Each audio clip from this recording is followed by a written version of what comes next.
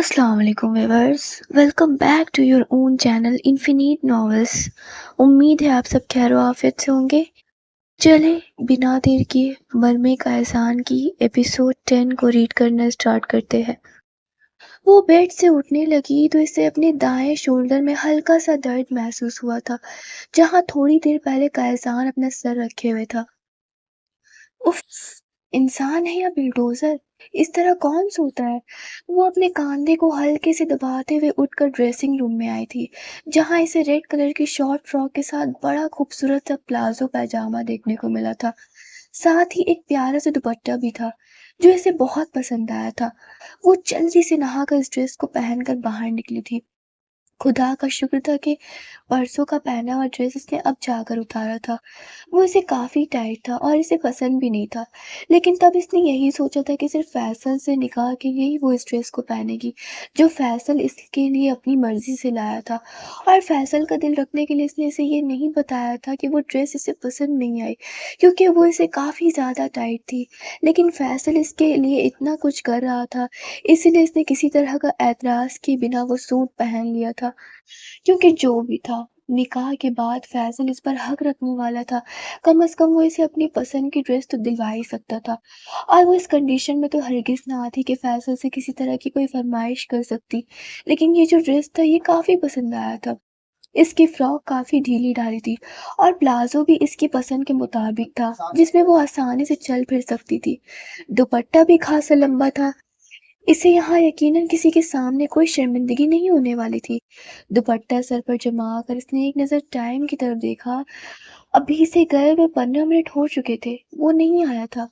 या शायद आया था, इसे नहाते हुए पाकर वापस चला गया होगा।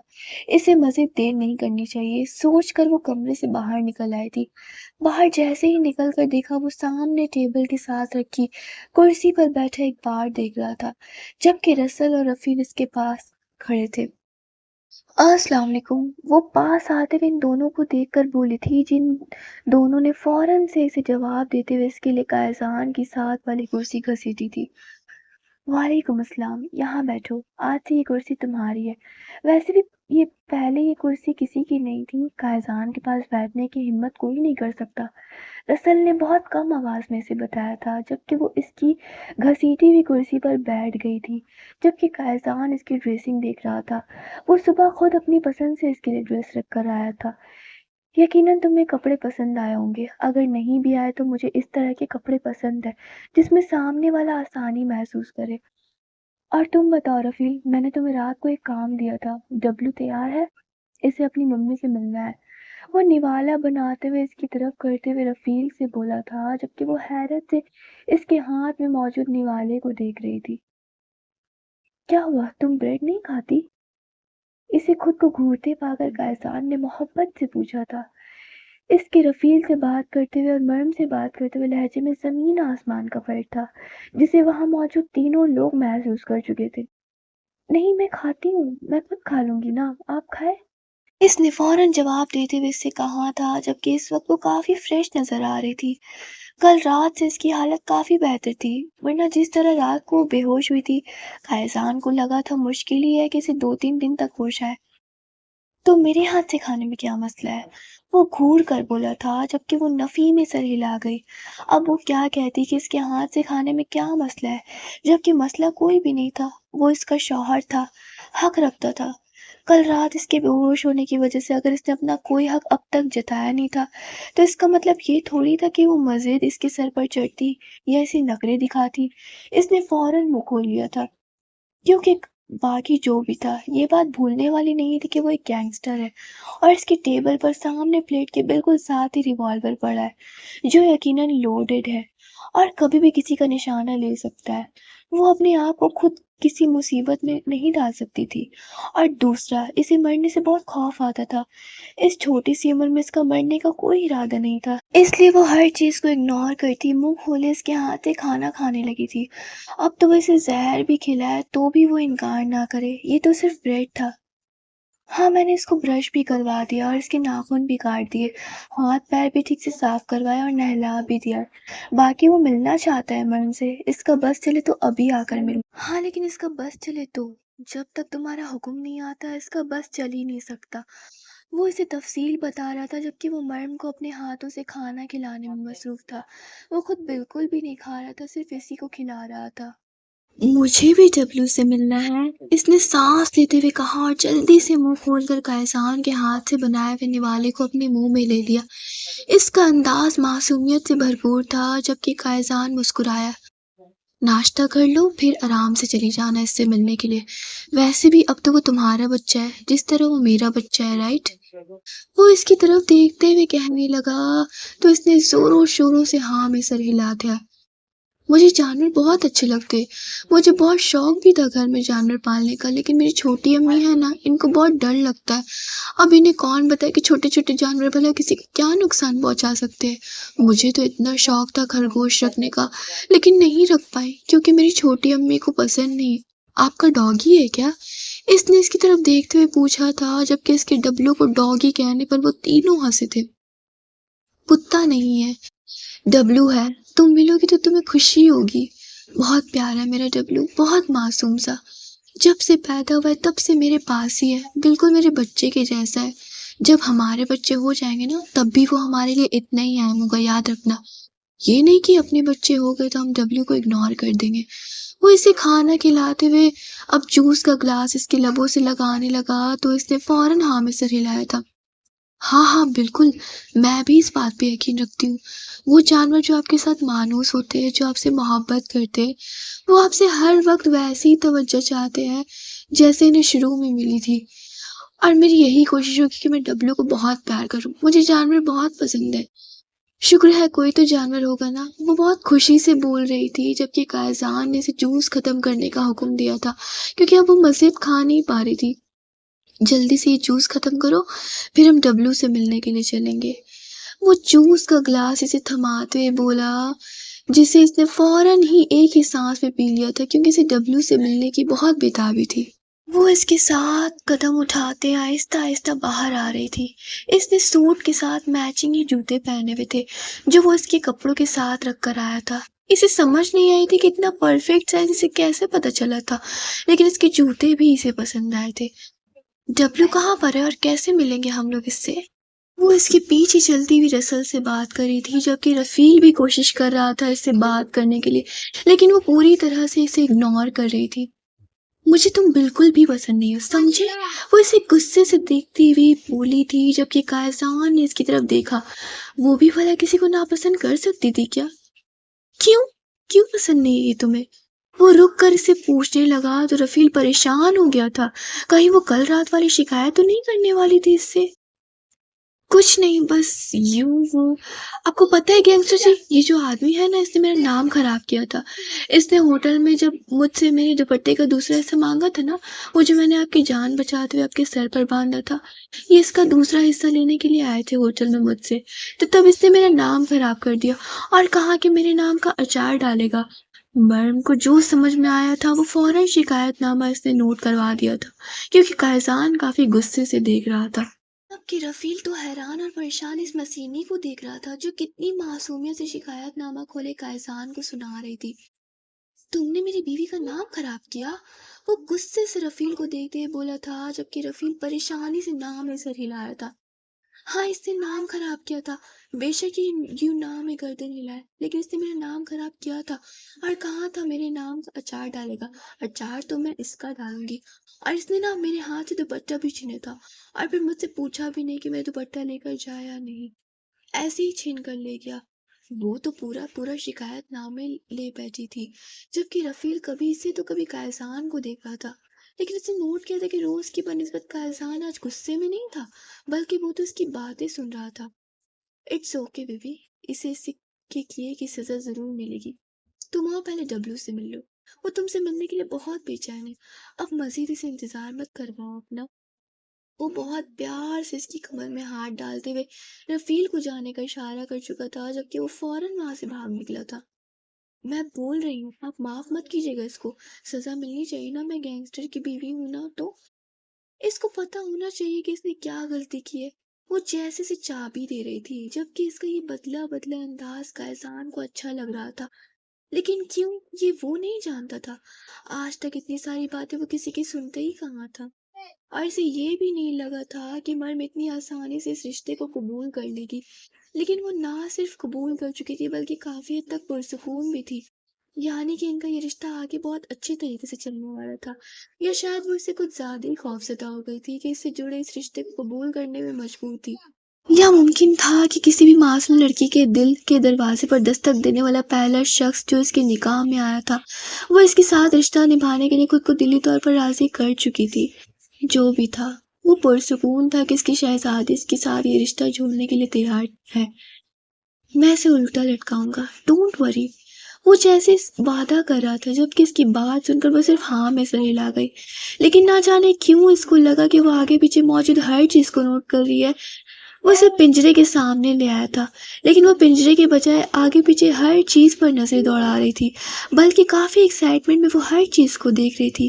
یقیناً یہ سب کچھ اس نے کبھی زندگی میں پہلے نہیں دیکھا تھا۔ کتنے پیارے پیارے پھول لگے ہوئے ہیں یہاں پہ، کیا میں توڑ سکتی ہوں؟ وہ اس کی طرف دیکھتے ہوئے اجازت طلب انداز میں بولی۔ سب کچھ تمہارا ہے شہزادی، دل چاہے تو پورا باغ توڑ کر باہر پھینک دو، تم سے پوچھنے کا حق کوئی نہیں رکھتا۔ ڈبلو، آؤ اپنی ممی سے ملو۔ وہ اسے اجازت دیتے ہوئے پنجرے کا دروازہ کھول چکا تھا، جبکہ اس کے دھیان پوری طرح اب بھی اس باغ پہ تھا جہاں شاید دنیا کا ہر پودا لگا تھا۔ اس سے اپنے پیر پر کچھ نرم گرم سا محسوس ہوا تھا۔ مریم، یہ ہے ڈبلو، میرا بچہ، اور ڈبلو، یہ ہے تمہاری ممی۔ ویسے کل رات کو تم اس سے مل ہی چکے ہو، لیکن اب تفصیل سے ملاقات کر لو۔ آ گئی تمہارے کائسان کی شہزادی۔ وہ زمین پر اس کے قریب بیٹھتے ہوئے اس کی پیٹھ سہلا رہا تھا، جو اس وقت اپنا چہرہ اس کے پیروں پر رکھے اسے پیار لینے کا انتظار کر رہا تھا، جبکہ مریم تو بس حیرانگی سے اپنے نازک پیروں پر سر رکھے اس بڑے سے سفید چیتے کے منہ کو محسوس کر رہی تھی۔ کائسان اور اصل دونوں ہی اس سے اچھی امید کر رہے تھے، لیکن وہ کچھ کہتی یا پھر کائسان سے ڈبلو کی طرف پیار محبت جتانے کے لیے کہتا، وہ اگلے ہی لمحے زمین بوس ہو چکی تھی۔ او مائی گاڈ، یہ تو بے ہوش ہو گئی۔ کائسان، اسے اچانک کیا ہو گیا؟ رسل تھوڑے فاصلے پر اس کے قریب بیٹھے ہوئے اس کے ناک کے آگے ہاتھ رکھ رہا تھا، جبکہ کائسان اس کے قریب آتا اس کے نازک سے وجود کو اپنی باہوں میں اٹھا چکا تھا۔ ڈونٹ وری بچے، تمہاری ممی تھوڑے کمزور دل کی مالک ہے، رات کو یہ ایک انسان کا پیار برداشت نہیں کر پائے، تم تو پھر ایک چیتے ہو، تمہیں دیکھ کر یقیناً بے ہوش ہونا بنتا تھا اس کا، لیکن فکر کرنے کی ضرورت نہیں ہے، آہستہ آہستہ تمہاری عادت ہو جائے گی۔ ویسے بھی میں نے تمہیں کل بتایا تھا نا، تمہاری ممی ذرا ڈرپوک قسم کی ہے۔ ڈاکٹر کو بلاؤ، پوچھو ذرا اس سے یہ بات بات پر بے ہوش کیوں ہوتی ہے۔ اس نے رسل کو کہا تھا، جبکہ وہ اسے یوں ہی اپنی باہوں میں اٹھائے اپنے بیڈ روم میں لے آیا تھا۔ کچھ نہیں، بس کسی چیز کو دیکھ کر جھٹکا لگا ہے، ذرا کمزور دل کی ہیں، خیال رکھیں ان کا۔ اس ماحول میں ایڈجسٹ ہونے میں تھوڑا سا ٹائم لگ جائے گا، باقی نارملی ہے، تھوڑی سانس تیز ہو گئی اور بی پی تھوڑا لو ہے۔ ڈاکٹر مکمل معائنہ کرنے کے بعد اسے بتانے لگی تھی، جبکہ وہ ہاں میں سر ہلا گیا، جیسے اس کی ہر بات کو وہ سمجھ گیا۔ اس ماحول میں ایڈجسٹ کرنے میں کتنا وقت لگے گا اسے؟ وہ اس سے پوچھنے لگا تو ڈاکٹر نے ایک نظر اس کی طرف دیکھا۔ وہ ان لوگوں کے جان پہچان کی ڈاکٹر تھی، بلکہ اس کے کام کرنے والوں میں جب بھی کوئی بیمار ہوتا تھا یا زخمی ہوتا تھا تب اس کا علاج یہی ڈاکٹر کرتی تھی۔ اگر یہ کہا جائے کہ وہ ان کی اسپیشلسٹ تھی تو غلط نہیں تھا۔ سر کہا نہیں جا سکتا، کیونکہ اس سارے ماحول کی عادت نہیں ہے، اور کسی بھی چیز کی عادت ڈالنے میں وقت تو لگ ہی جاتا ہے، لیکن میں یقین سے کہہ سکتی ہوں کہ انہیں زیادہ وقت نہیں لگے گا، کیونکہ مجھے لگ رہا ہے کہ یہ دلی طور پر اس رشتے کو قبول کر رہی ہیں۔ باقی آپ بھی کوشش کریں انہیں اچھا ماحول فراہم کریں۔ جس ماحول سے خوفزدہ ہوتی ہیں یا ڈر جاتی ہیں، اس ماحول سے انہیں دور رکھنے کی کوشش کی جائے۔ ویسے بھی یہ آپ کے کام سے انجان تو ہرگز نہیں ہے نہ، تو بہتر ہے کہ آپ انہیں انجان نہیں بس فاصلے پر رکھے۔ جان تو یہ چکی ہیں آپ کے بارے میں سب کچھ، تو آپ کو اس بات کو لے کر تو کوئی مسئلہ نہیں ہوگا، باقی آہستہ آہستہ یہ ہر چیز کو قبول کر لیں گی۔ ڈاکٹر اپنا سامان واپس پیک کر چکی تھی، جبکہ رسل اسے چھوڑنے کے لیے باہر چلا گیا۔ اس کی آنکھ کسی کی گرم سانسوں کے لمس سے کھلی تھی، کوئی اس کی پلکوں کو اپنی لبوں سے چھو رہا تھا، اور پھر آہستہ آہستہ پلکوں سے وہ اس کے چہرے کے ایک ایک نقش کو اپنے لبوں سے چھوتا، اس کے لبوں پر اپنے لبوں کی مہر لگا گیا تھا۔ اپنے پیروں پر کسی چیز کا لمس محسوس کر کے وہ اگلے ہی لمحے اٹھ کر اس کے سینے میں سر چھپا گئی تھی۔ اس کے اچانک اٹھ کر اس کے سینے میں پناہ لینے پر کا احسان مزید اس کے قریب ہوا تھا۔ وہ تو بس اس کی کب سے لرزتی پلکوں کو اپنے لبوں سے چھو کر اسے اپنی موجودگی کا احساس دلا رہا تھا۔ اسے اندازہ نہ تھا کہ وہ اس کے اتنے قریب آ جائے گی۔ کیا ہو گیا میرا بیبی؟ اس طرح کیوں گھبرا رہی ہو؟ اس کے نازک وجود کو اپنے ساتھ لگاتے ہوئے اس کی دھڑکنوں کے رقص سے وہ سمجھ گیا تھا کہ وہ کتنا زیادہ گھبرا گئی ہے۔ وہاں باہر، ہاں وہاں باہر ڈبلو تھا جو تم سے ملنے کے لیے آیا تھا۔ تم اس سے ملی ہی نہیں، پہلے ہی بے ہوش ہو گئی۔ جان ایسا کون کرتا ہے؟ وہ کتنی محبت سے تم سے ملنے آیا تھا اور تم نے اس کے ساتھ ایسا کیا۔ وہ اس کی طرف دیکھتے ہوئے اس کا چہرہ اونچا کرتے اسے حساب کتاب کرنے لگا تھا۔ وہ ڈبلی ڈاگی، بیبی تمہیں لگتا ہے کہ مجھ جیسا انسان یعنی مصر کا سب سے خطرناک گینگسٹر کتے پالتا ہوگا؟ نہیں میری جان، وہ کتا نہیں، چیتا ہے، سفید چیتا۔ بہت ریئر ہے، یہ نسل آسانی سے نہیں مل سکتی۔ یہ میرا شوق تھا اور شوق سے میں محبت کرتا ہوں۔ وہ میرا بچہ ہے، مجھے بہت عزیز ہے، بالکل تمہاری طرح۔ میں بہت کم لوگوں پر بھروسہ کرتا ہوں اور انسانوں پر بھروسہ تو کرتا ہی نہیں۔ خیر تمہارے علاوہ رفین، رسل اور ڈبلو، بس یہی چار جن پر کائسان قاسم بھروسہ کر سکتا ہے۔ خیر چھوڑو ان باتوں کو، یہاں آرام سے لیٹ جاؤ، ابھی لنچ کا ٹائم نہیں ہوا، اور جب تک لنچ کا ٹائم نہیں ہو جاتا میرے خیال میں ہمیں ایک دوسرے کے ساتھ وقت گزارنا چاہیے۔ تمہیں میرے اور اپنے رشتے کو سمجھنا چاہیے۔ کل رات تم نے میرے ارمانوں کو بڑی بے دردی سے قتل کیا تھا بے ہوش ہو کر، لیکن اب میں تمہیں ایسا نہیں کرنے دوں گا۔ میری جو خواہش ہے تم نے کل رات ادھوری چھوڑ دی، ان کو ابھی میں پورا کرنا چاہتا ہوں۔ اس کے ہاتھ کو تکیے پر رکھتے ہوئے اس کے دوسرے ہاتھ کو وہ اپنے ہاتھ میں قید کرتے سے بیڈ پر لٹاتے ہوئے اس کے چہرے پر جھکا تھا، جبکہ اس کے اتنے قریب آنے پر وہ کبوتر کی طرح آنکھیں بند کرتے اپنے چہرے کے ایک ایک نقش پر اس کے لبوں کا لمس محسوس کرنے لگی تھی۔ وہ بہت آہستہ آہستہ سے چھو رہا تھا، اس کے نازک سے وجود کو اپنی گرفت میں لیے وہ اسے اپنے سینے سے لگائے ہوئے اس کے لبوں کو چوم رہا تھا۔ اس کی سخت گرفت میں اس کے نازک سے ہونٹ بری طرح کانپ رہے تھے، جنہیں محسوس کرتے ہوئے مزید اس کے قریب ہوا۔ وہ بے حد نرمی سے اس کے وجود کو اپنی گرفت میں قید کر رہا تھا۔ اس کا انداز اس وقت دنیا جہاں کی نرماہٹ سمیٹے ہوئے تھا، آنکھوں میں چاہتوں کا جہاں بسائے وہ اس کے ایک ایک نقش کو اپنے لبوں سے چھونے لگا، اپنے لبوں پر اس کی سخت گرفت کو محسوس کرتے ہوئے اپنی آنکھوں کو سختی سے میچے ہوئے تھی، جیسے کبھی نہ کھولنے کا ارادہ کر لیا ہو۔ اس کے کاندھے سے اس کی شرٹ کو سرکاتے ہوئے اپنے لبوں سے اس کی دھڑکنیں مزید تیز کرنے کو تھا۔ اس کے ارادے خطرناک تھے، مریم کی جان لبوں میں آ رہی تھی۔ اس کے لمس کو محسوس کرتے ہوئے اس کے دل کے دھڑکنوں میں اشتعال برپا تھا، جبکہ اس کے دروازے پر دستک ہوئی۔ اس نے غصے سے گھور کر دروازے کی طرف دیکھا تھا۔ اس طرح کی غلطی بھلا کون کر سکتا تھا؟ یہ تو اپنی موت ہی بلانے کے برابر تھا۔ اس وقت وہ اپنی زندگی کی سب سے عزیز و جان ہستی کے ساتھ وقت گزار رہا تھا۔ اس طرح کی گستاخی وہ برداشت نہیں کر سکتا تھا، اور یہ بات رسل اور رفیل دونوں ہی جانتے تھے۔ تو پھر اس طرح سے دروازے پر دستک دے کر ڈسٹرب کرنے کا بھلا کیا مطلب ہو سکتا تھا؟ اس نے سر اٹھا کر ایک نظر اس کی بند آنکھوں کو دیکھا۔ وہ بری طرح سے کانپ رہی تھی۔ اس کی قربتوں کو برداشت کرنا اس نازک سی لڑکی کے بس کی بات کہاں تھی؟ وہ کتنی بہادر تھی، وہ تو اسے کل رات سے اپنی باہوں میں لیتے ہی وہ اندازہ لگا چکا تھا۔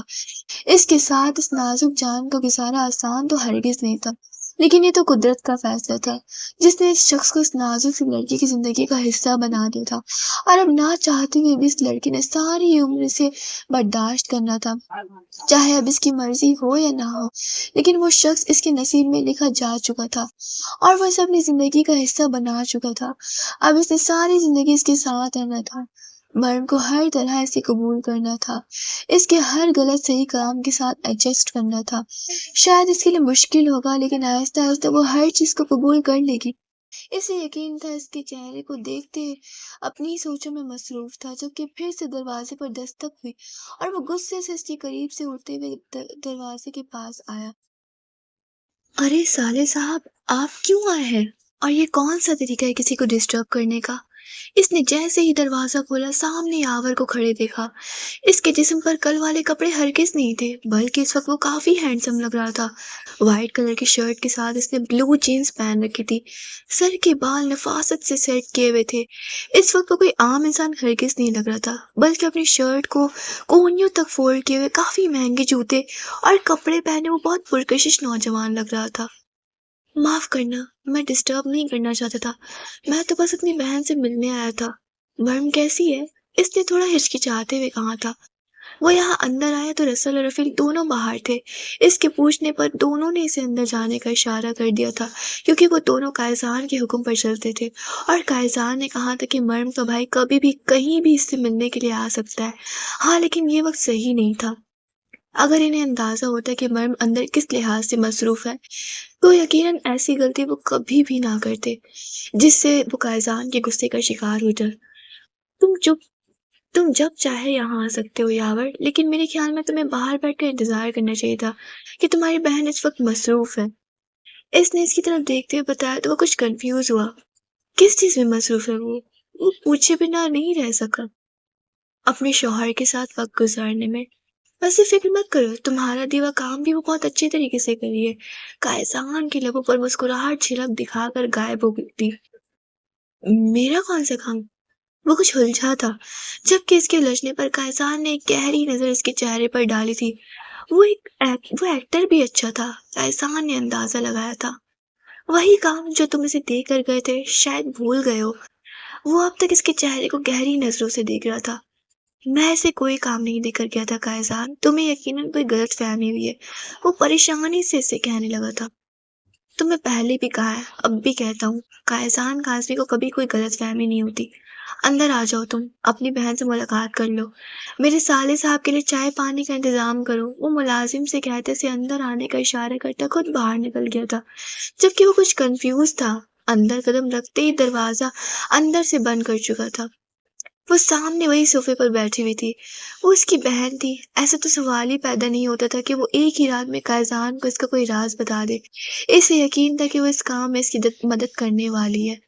وہ تھوڑا سا خود غرض ہو گیا تھا، اپنی بہن کو اپنے مشن کے بیچ لا رہا تھا، لیکن اسے یقین تھا چاہے کچھ بھی ہو جائے اس کی بہن کبھی اس کا راز قائزان کو نہیں دے گی، کیونکہ وہ جانتی ہے کہ اگر قائزان کو اس کے بارے میں کچھ پتا چلا تو وہ اسے ختم کرنے میں ایک سیکنڈ نہیں لگائے گا۔ لیکن پھر قائزان کو کیسے پتا چلا اس کی مرم یہاں کس مقصد سے ہے؟ کیا وہ صرف اندازے لگا رہا تھا یا مرم نے ایسی کوئی حرکت کی تھی؟ وہ آدمی چیل کی نگاہ رکھتا تھا، یقیناً وہ اپنے آس پاس موجود ہر انسان کو سمجھ سکتا تھا۔ اگر وہ اسے ایک ہی نظر میں دیکھ کر سمجھ گیا تھا کہ وہ ایک آرمی آفیسر ہے تو مرم کے بارے میں وہ کیسے نہ سمجھتا کہ وہ اسے یہاں کس مقصد سے چھوڑ کر گیا۔ وہ اپنی سوچیں پیچھے دھکیلتے ہوئے اپنی بہن کی طرف متوجہ ہوتا، جو کب سے وہاں بیٹھی اس کی طرف دیکھ رہی تھی، جو اپنی ہی سوچوں میں مصروف تھا۔ وہ اس کے قریب آ کر بیٹھا تو وہ اس کے کاندھے پر اپنا سر رکھ چکی تھی۔ وہ یاور آیا تو ہم نے اس کو اندر بھیج دیا۔ تم نے کہا تھا نا کہ یاور جب بھی آئے ہم اسے مرم سے ملاقات کرنے سے انکار نہ کرے، وہ جب چاہے اپنی بہن سے ملنے کے لیے آ سکتا ہے۔ وہ دونوں باہر تھے جب قائزان ان کی طرف آیا تو رسل نے اس کی طرف دیکھتے ہوئے کہا، ہاں وہ جب چاہے اپنی بہن سے ملنے کے لیے آ سکتا ہے، لیکن مجھ سے پہلے ایک دفعہ پوچھ لینا کہ میں اسے ملنے کی اجازت دیتا ہوں یا نہیں۔ ہر چیز کا ایک ٹائم ہوتا ہے، اور قائزان کی بیوی سے ملنے کا بھی ایک مخصوص ٹائم ہو سکتا ہے۔ یہاں آئے وہ اس کو بتا دینا کہ آج کے بعد وہ جب بھی آئے تو 12 سے 3 کے درمیان آئے، کیونکہ باقی کا وقت مجھے میری بیوی کے ساتھ گزارنا ہوتا ہے۔ وہ ان دونوں کو باور کراتا ہوا ڈبلو کی طرف دیکھنے لگا تھا، جو اپنے پنجرے میں بالکل خاموشی سے بیٹھا ہوا تھا۔ اس کی خاموشی سے وہ اندازے لگا چکا تھا کہ وہ سب کتنا اداس ہے۔ یقیناً وہ اپنی ممی سے ایک اچھی ملاقات کرنا چاہتا تھا، لیکن یہاں سب کچھ الٹا ہو گیا۔ اس کی ممی ضرورت سے زیادہ بزدل نکلی۔ اس نے سوچ لیا تھا، اور کچھ ہو نہ ہو لیکن وہ مرم کو اس بات کا احساس ضرور دلائے گا کہ ڈبلو اس کی زندگی میں کتنا اہمیت رکھتا ہے، اور وہ یہی چاہتا تھا کہ مریم کی زندگی میں بھی ڈبلو بہت اہمیت کا حامل ہو۔ وہ اس کے پنجرے کی طرف جاتے ہوئے اس سے باتیں کرنے کا ارادہ رکھتا تھا۔ ڈبلو میرا بچہ، میں نے تمہیں بتایا نا تمہاری ممی ضرورت سے زیادہ بزدل ہے۔ اسے اندازہ ہی نہیں تھا کہ تم کیا ہو۔ وہ ڈر گئی، خوفزدہ ہو گئی، لیکن آہستہ آہستہ اسے سب سمجھ میں آ جائے گا۔ آہستہ آہستہ وہ نارمل ہو جائے گی، تمہیں سمجھنے لگے گی، تمہارے ساتھ وقت گزارنے لگے گی۔ وہ تمہارے ساتھ کھیلے گی بھی اور تمہارا بہت خیال رکھے گی، بس اسے تھوڑے سے وقت کی ضرورت ہے، تمہیں ایڈجسٹ کرنا پڑے گا۔ وہ اسے سمجھا رہا تھا اور یقیناً وہ اس کی ہر بات کو بہت اچھے طریقے سے سمجھ رہا تھا، لیکن وہ اداس تھا، اور اس کی اداسی کی وجہ یہی تھی کہ اس وقت وہ اپنی ممی کے ساتھ کھیلنے کودنے کا ارادہ رکھتا تھا، لیکن اس کی ممی نے بے ہوش ہو کر اس کے سارے پلان پر پانی پھیر دیا تھا۔ یقیناً وہ اپنی ممی کے بارے میں بہت کچھ سوچے ہوئے تھا، لیکن اس کی ممی نے بے ہوش ہو کر اس کی ساری امیدیں توڑ دی تھی۔ کائسان خود بھی اس چیز کو نہیں سمجھا تھا، اتنی سی بات پر بے ہوش ہونے کی بھلا کیا ضرورت تھی؟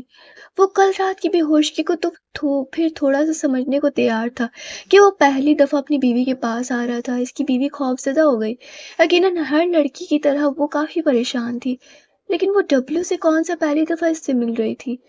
کل رات اسی نے اسے جنگلی بھیڑیے سے بچایا تھا، یقیناً وہ اس بھیڑیے کو دیکھ کر بے ہوش نہ ہوتی، لیکن جس نے اس کی جان بچائی تھی اسے دیکھ کر وہ بے ہوش ہو گئی۔ اتنا بھی خوفناک نہیں تھا اس کا معصوم بچہ، بقول اس کے تو وہ بہت معصوم تھا، اس سے جلنے والی بھلا کیا بات تھی؟ وہ تو انہی کو ہی نقصان پہنچاتا تھا جنہیں نقصان پہنچانے کی اجازت کائسان کاظمی سے دیتا تھا، اور اس وقت جتنا موڈ اس کا خراب تھا، اس کا دل تو چاہا تھا کہ یاور کو ہی اس کے آگے پھینک دے۔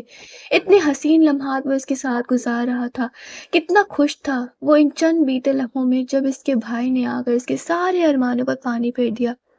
یاور کی بے وقت انٹری سے بہت بری لگی تھی، اور اس کا ارادہ بھی تھا کہ یاور کو یہ بات سمجھائے کہ وہ جب چاہے اس گھر میں آ سکتا ہے، لیکن مرم سے ملنے کے لیے اسے کائزان سے اپوائنٹمنٹ لینی پڑے گی، اپنی بہن سے وہ اس کی اجازت کے بغیر نہیں مل سکتا، اور ویسے بھی وہ کسی چیز سے انجان نہیں تھا۔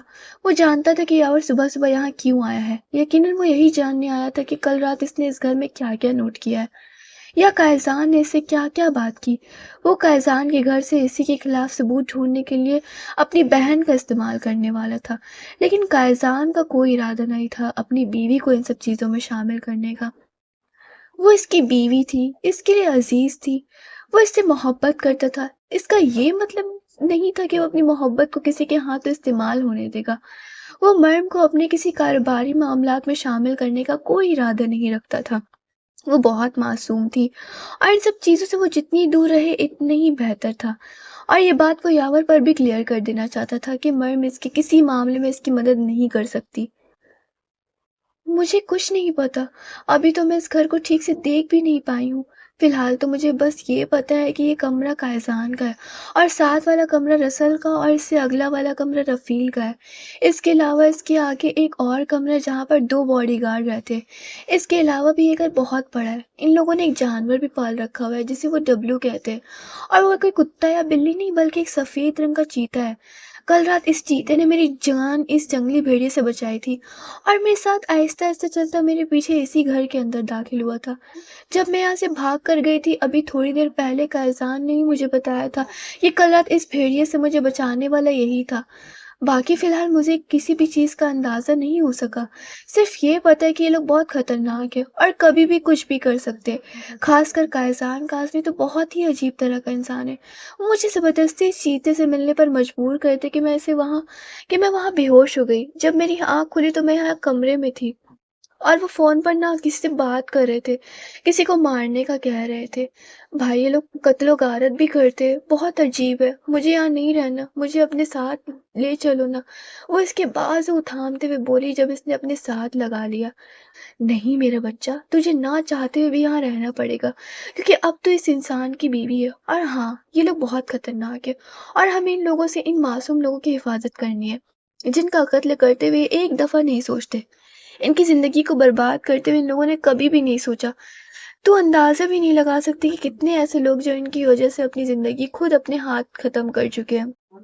کائزان کا ڈر ہی ان لوگوں کے زندگی ختم کرنے پر مجبور کر دیتا ہے۔ تجھے میری مدد کرنی پڑے گی، بہت سارے لوگوں کو ہم نے بچانا ہے، بہت سارے لوگوں کو ان کے ظلم و ستم کا نشانہ بننے سے محفوظ رکھنا ہے، اور بہت سارے لوگوں کو ہم نے انصاف دلانا ہے جو ان کی وجہ سے دنیا چھوڑ گئے۔ ہمارے سر پر بہت بڑی ذمہ داری ہے جسے ہم نے نبھانا ہے۔ مشکل تو ہوگا لیکن ناممکن کچھ بھی نہیں ہوتا۔ وقت آ گیا انسانیت کا فرض نبھانے کا۔ وہ اسے سمجھا رہا تھا جبکہ اس کی باتوں کو سمجھنے کے باوجود بھی وہ بہت زیادہ خوفزدہ تھی۔ وہ اسے کیسے بتاتی کہ وہ شخص صرف اسے اپنی بیوی نہیں بنا رہا تھا بلکہ اس سے اپنے حق بھی لینے کی کوشش کر رہا تھا۔ وہ تو اس کے قریب آتا تھا اور اس کا قریب آنا ہی تو اسے اس کی جان ہلکان کر دیتا تھا۔ وہ چاہ کر بھی اس کے سامنے وہ باتیں نہیں کہہ سکتی تھی جو قائزان چاہتا تھا۔ وہ اس کے اور اپنے رشتے کو مکمل کرنا چاہتا تھا، اس کے پاس آنا چاہتا تھا۔ کل رات کو اس کے ڈر نے ہی اس کے دماغ کو بری طرح سے بند کر دیا تھا۔ اس کے آگے پیچھے کیا ہو رہا ہے اسے کسی چیز کا ہوش ہی نہیں رہا تھا۔ اور پھر دوسرا جھٹکا صبح اس نے ڈبلو سے ملوا کر دیا تھا۔ اب نہ جانے وہ اس کے ساتھ کیا کرنے والا تھا۔ وہ چاہ کر بھی اپنے بھائی سے شیئر نہیں کر سکتی تھی۔ ٹھیک ہے اب مجھے جانا ہوگا، اپنی آنکھیں اور کان کھلی رکھنا۔ جو باتیں میں نے تجھے سمجھائی ہے وہ ساری ہر وقت اپنے ذہن میں رکھنا۔ اور جہاں تک بات اس کے تیرے قریب آنے کی ہے تو وہ تیرا شوہر ہے۔ میں تیرا نکاح روکنے کے لیے کچھ نہیں کر سکا کیونکہ یہ میرے بس کی بات نہیں تھی، لیکن اس میں کہیں نہ کہیں خدا کی رضا شامل ہے۔ تو اگر تجھے اس شخص کے ساتھ اس رشتے کو نبھانا پڑے تو بھی پیچھے ہٹنے کی ضرورت نہیں ہے۔ وہ تیرا شوہر ہے، حق رکھتا ہے تجھ پر۔ اور ویسے بھی میری جان، ہم لوگ نفرت سے گناہ سے کرتے، گنہ گار سے نہیں۔ گنہ گار تو کہیں نہ کہیں مجبور ہوتا ہے، نہ جانے اس شخص کی بھی کیا مجبوریاں ہوں گی۔ اور ویسے بھی کسی انسان کو راست پر لانے سے زیادہ بری نیکی اور بڑی نیکی کوئی بھی نہیں ہو سکتی۔ اللہ نے تجھے اس کام کے لیے چنا ہو۔ وہ اسے بہت گہری بات بتا رہا تھا جبکہ وہ بس اسے سن رہی تھی۔ اس کی بات کو سمجھنا اس کے لیے ناممکن نہیں تھا، شاید وہ ٹھیک کہہ رہا تھا۔ تو میرے پیارے ویورز، یہ تھی ناول مرمے قائزان کی ایپیسوڈ 10۔ امید ہے آپ سب کو پسند آئی ہوگی۔ ملتے ہیں اگلے ایپیسوڈ کے ساتھ، تب تک کے لیے چینل کو سبسکرائب کرنا مت بھولیے گا۔ اپنا بہت خیال رکھیے گا۔ نیک تمناؤں کے ساتھ اللہ حافظ۔